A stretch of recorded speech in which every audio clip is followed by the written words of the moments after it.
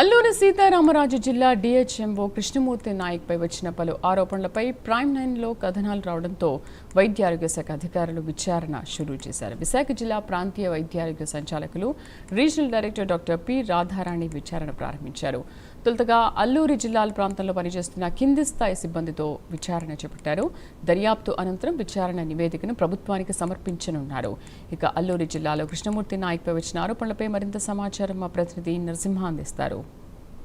అల్లూరి సీతారామరాజు జిల్లా వైద్యాధికారి కృష్ణమూర్తి నాయక్పై అవినీతి ఆరోపణలపై కూడా ఇటీవలే పలు పత్రికల్లోని పలు ఛానల్లో కూడా వచ్చిన కథాంశాలపై ఎట్టకేలకు జిల్లా వైద్య యంత్రాంగము మరో ముందడుగు వేసింది. ఈ క్రమంలోని ఎంక్వైరీ కూడా ప్రారంభించింది. ఈరోజు చూసుకుంటే విశాఖ జిల్లా వైద్య ఆరోగ్య కేంద్రము ఆర్డీ కార్యాలయంలో కూడా ఈరోజు ఎంక్వైరీ ప్రారంభించగా ఏదైతే పాడేరు అల్లూరు జిల్లాల నుంచి వచ్చిన కింద స్థాయి సిబ్బందితో పాటు ఈరోజు ఎంక్వైరీ ప్రారంభించి చూసుకుంటే విశాఖ ప్రాంతీయ వైద్య సంచాలకులు ఏదైతే ఆరోగ్య వారి కార్యాలయం ఉందో వారి ప్రాంతం నుంచి కూడా ఈరోజు ఏదైతే కింద స్థాయి సిబ్బంది నుంచి కూడా భారీగా అయితే వాళ్ళతో కూడా ఎంక్వైరీ ప్రారంభించింది. చూసుకుంటే అల్లూరు సీతారామరాజు జిల్లా డిహెచ్ఓ కృష్ణమూర్తి నాయక్ అక్రమాలపై కూడా ఇటీవలే ప్రైమ్ 9 ఛానల్తో పాటుగా పలు పత్రికలు కూడా వరుస కథనాలు రావడంతో కూడా అటు పలు సంఘాలు కూడా రాజకీయ పార్టీ నాయకులు కూడా ఈయనపై చర్యలు తీసుకోవాలంటూ కూడా వైద్య ఉన్నతాధికారులు కూడా ఫిర్యాదు చేయడంతో కూడా డిహెచ్ఓ నాయక్పై కూడా ఉన్నతాధికారులు విచారణకు ఆదేశించిన సంగతి తెలిసిందే. ఈ నేపథ్యంలోనూ తాను ఏం చేస్తున్నానో కూడా తెలియకుండా స్థితిలో కూడా డిఎంహెచ్ఓ సెల్ఫీ వీడియోలు కూడా గత రోజు కూడా విడుదల చేయడంతో కూడా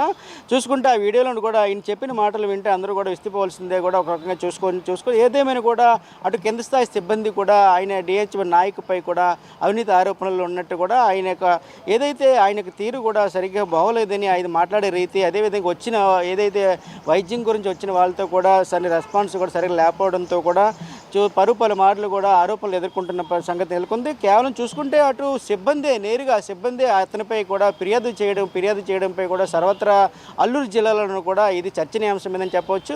చూసుకుంటే ఇప్పటికే ఏదైతే అల్లూరు జిల్లాల నుంచి వచ్చిన పలువురు ప్రజా సంఘాలు నాయకులు కూడా మనతో ఉన్నారు. దానిపై కూడా మరిన్ని వివరాలు వాళ్ళతో అడిగి తెలుసుకునే ప్రయత్నం చేద్దాము. చెప్పండి, అయితే అల్లూరు జిల్లాలోని అయితే డిఎంహెచ్ఓ అయితే నాయక్ పలు అయితే అవినీతి ఆరోపణలు ఎదుర్కొంటున్నారు. దీనిపై మీరు ముఖ్యంగా దీనిపై నాయక్ ఏమంటారు చెప్పండి.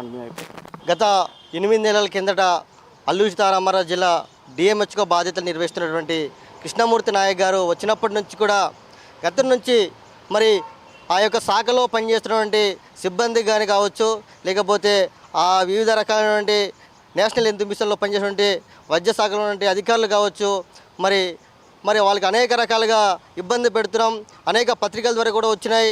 అదేవిధంగా అనేక మార్లు కూడా మరి ప్రజా సంఘాల ద్వారా, గిరిజన సంఘాల ద్వారా కూడా ఆయన పైన మరి ఫిర్యాదు చేయడం జరిగింది. కానీ ఇప్పటి వరకు కూడా ఆ ఫిర్యాదు పైన ఎటువంటి చర్యలు తీసుకోకపోవడం దారుణమైన విషయం.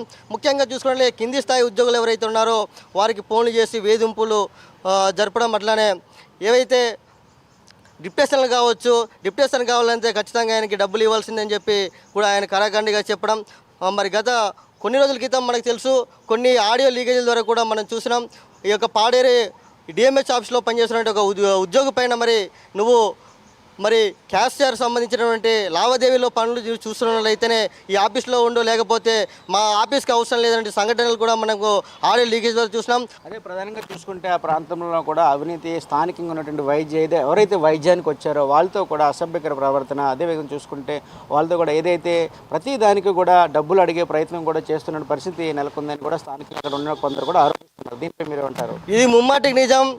ఏ ఒక్క సిబ్బంది అయినా ట్రాన్స్ఫర్ కావచ్చు, లేకపోతే డిప్యూటేషన్ కావచ్చు, ఆయనకి దగ్గర వినట్లయితే సార్ మాకు ఇట్లా హెల్త్ ప్రాబ్లం ఉంది, లేకపోతే ఇతర ప్రాబ్లమ్స్ ఉన్నాయి, మాకు డిప్యూటేషన్ కావాలి, లేకపోతే మరో ప్రాంతానికి మాకు ట్రాన్స్ఫర్ చేయనప్పుడు ఖచ్చితంగా ఆయన డబ్బులు డిమాండ్ చేసి అయితే వాస్తవంగా కనిపిస్తుంది. ఎందుకంటే గతం నుంచి కూడా మాకు అనేక మంది కూడా ఫిర్యాదు చేస్తున్నారు. దాని ద్వారానే గతంలో మేము గ్రీవెన్స్ కావచ్చు, జిల్లా కలెక్టర్ దినేష్ కుమార్ గతంలో ఉన్నటువంటి దినేష్ కుమార్ సార్ని కూడా కలవడం జరిగింది. కానీ ఆయన గతంలో జాయింట్ కలెక్టర్ మేడం గారు సరెండర్ చేసినప్పటికీ కూడా ఆయన పనితీరు మారలేదు, అలాగే ఆయన కొనసాగిస్తున్నారు.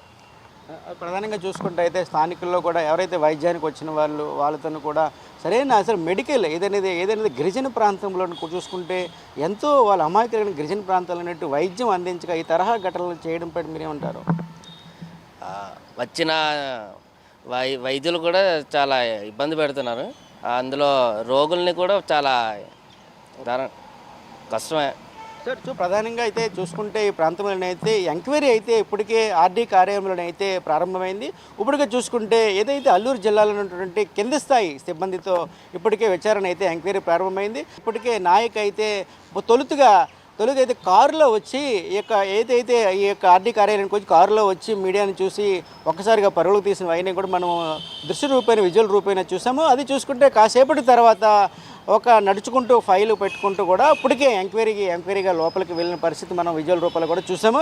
ఏదేమైనా కూడా ఉన్నతాధికారులు ఏదైతే ఎంక్వైరీ చేసి ఉన్నతాధికారుల దృష్టికి తీసుకెళ్లి ఈ యొక్క ఏదైతే నాయకుపై వచ్చిన అవినీతి ఆరోపణలు ఉన్నతాధికారులు కూడా ప్రత్యేకంగా అయితే చూపించాల్సి ఉంది కూడా చెప్తున్న పరిస్థితి నెలకొంది. అదే ఆర్డీ కూడా అప్పుడు చెప్తున్న పరిస్థితి ఉంది.